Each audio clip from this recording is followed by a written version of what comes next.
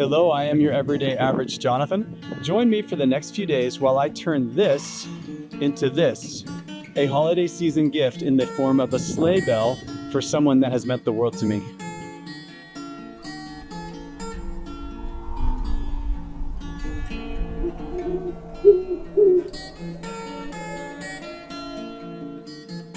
Ask not for whom the bell tolls, for it tolls for thee. Very, very famous quote, famous book by John Donne. John Donne? I'm not really certain how you say the name. John Donne. What I'm making today, I am your everyday average Jonathan. I'm an ordinary guy with ordinary tools making extraordinary items. What I'm going to be making today is going to be a sleigh bell, a stainless steel sleigh bell, and it's going to be a gift for somebody who is very important to me. We all make mistakes. Yes, even your everyday average Jonathan makes mistakes. And sometimes those mistakes, well, they can hurt people. And while there are several ways to atone, several ways to make up for things that have hurt people or things that you do, I will be making this gift in a form of an olive branch for someone that I did hurt. And it's interesting to note that sometimes we make gifts or gestures for atonement, for forgiveness, to apologize, that may never actually end up being with the recipient. And I'll speak to that here at the end of the build, but we are at the shop, and without further ado, let's get started on making that sleigh bell.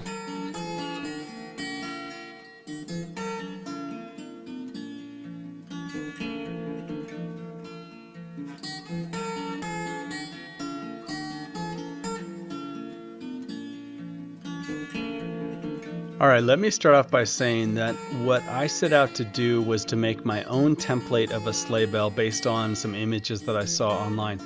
And this was so difficult. This was one of the most difficult things that I think I've tried to endeavor to do. I did start off with 18 or 20 gauge stainless steel, very, very, very thin, and I could bend it with my hands to some degree, but I was trying to make these forms, and I did not use a template that was pre-cut. And from the very, very beginning, this was just a labor in futility. I did have my daughter come out to try to give me a little help, and she was rubbish. I mean, she just really didn't seem to know what to do. I spent so much time trying to find different forms and different implements to make this a rounded, uniform shape. And honestly, it just sucked the entire time. Here I am making what I think is called the clacker. It's the ringer, it's the little implement that sits in a bell that rings and rattles back and forth for the first attempt on the sleigh bell that I made. It did work, but as you will see here, I got this thing formed, I got it very, very close, but the metal was just too thin. When I went to polish it, when I went to abrade it and give it a nice uniform look, it ended up just falling apart. It just wasn't thick enough. Now, I did not end up using the same clacker after all. I did try to make this into a leaf, but in the end, a lot of this I had to redo. What you're seeing right now is my proof of concept, and it took me so much time. And I realized in the process that the people that do this and do a lot of these, they get these pre-cut. The templates for the sleigh bell, they are pre-cut. What they add to the hanger or the clacker, that might not be custom, or I'm sorry, it may be custom, but as you can see here, I burnt straight through that thing. So now I went to the internet, found a template, printed it out, and I actually did this out of 1/8 inch thick, which is something around 11 gauge steel.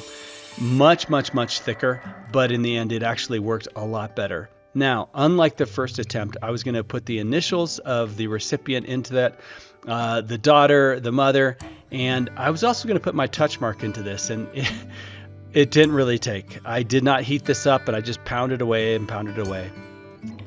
What did work was I used my chisel, as you can see here, to make all sorts of veins from a leaf, if you will. And it did actually end up working. I went to my bag of tricks and I found every implement, every piece of item that I could to form this. And it did end up forming. I saw in several videos that I looked at that if you put a washer in there, and make sure that you don't drop your damn camera, but if you put a washer in there and a nut that is hexagonal, it seems to do a much better job than if you have a clacker. So that's what I chose to do. I chose to make a leaf and wind this around, and this is what it looks like. I think it actually turned out pretty great, and it sounds really, really good.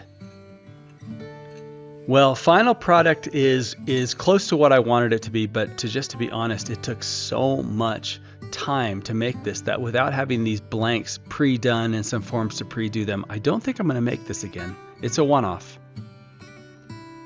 Well, thank you for joining me for that build. It came out all right, didn't it? I would say start singing Sleigh Bells Ring, but I don't think we want to hear me sing that. As I mentioned early on, this is a gift in the form of an olive branch to seek some level of atonement for someone that I hurt. I've been thinking quite a bit about atonement over the past few years, and I think that from this novice blacksmith and novice woodworker, from my perspective, atonement is a coin with two sides.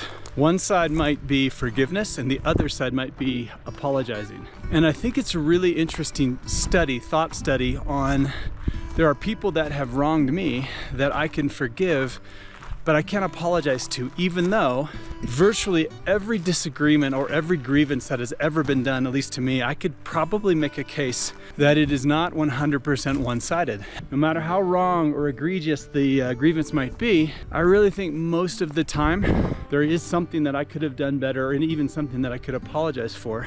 So forgiveness in those circumstances might be easier for me, whereas there's times that I could not apologize to the person. Well, here's the exercise and here's the challenge that I have for you. Think about the people in your life that you might carry a grudge for, or maybe they carry a grudge for you, or there's been a wrongdoing. And then ask yourself, can I forgive these people? And then ask yourself a second question. Not just can I forgive them, but could I also apologize to these people? Okay, take that and flip it on its head. There are people that I could apologize to. Hey, I'm really sorry about that, but I don't trust you and I'm not going to forgive you inside. So that can be flipped the other way too. Either way, the point that I'm long-windedly trying to make is that when a grievance has been done, no matter who did it or what side, there's almost always two sides to that coin. And if I can forgive and apologize, then it does cleanse my soul to some degree. And the hope is that they also could forgive and apologize. I'm not certain that's always the case, and here's the last thing that I make. True atonement, forgiveness and apologies, in my opinion, must always be given without any expectation, without any qualifiers, without any buts or yets, or the expectation that you're going to get the same thing in return. That, to me, is the true measure of a selfless atonement, and it's something that I seek to do. And there's people that I have been able to do it with, and then there's some that I'm not. This is going to be an olive branch, a gift for Christmas for the holiday season to someone that I owe that to, and they don't owe me anything in return. I'm going to drop it on their doorstep. I'm not going to tell them that I'm coming, and I'm not going to tell them that I dropped it. It's just going to arrive.